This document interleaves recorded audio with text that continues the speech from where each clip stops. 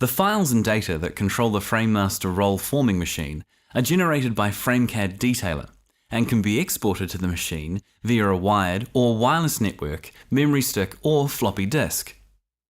The order in which panels and trusses are manufactured can be tailored to suit your construction schedule. Before each wall panel is manufactured, a drawing of the completed wall appears on the FrameMaster controller screen, providing the operator and assemblers with a visual reference of what's being produced.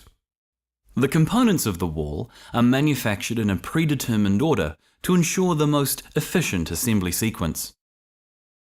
Top and bottom plates, horizontal noggins and blocking are manufactured first.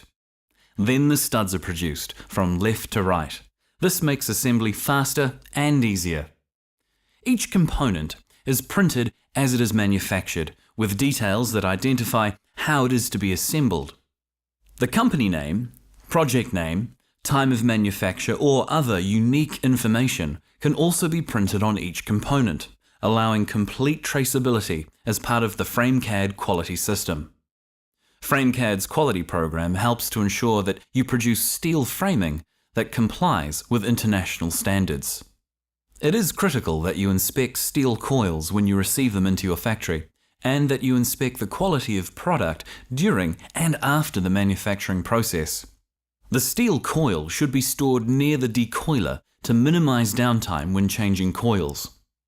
A safe lifting system, such as this permanent gantry, should be used.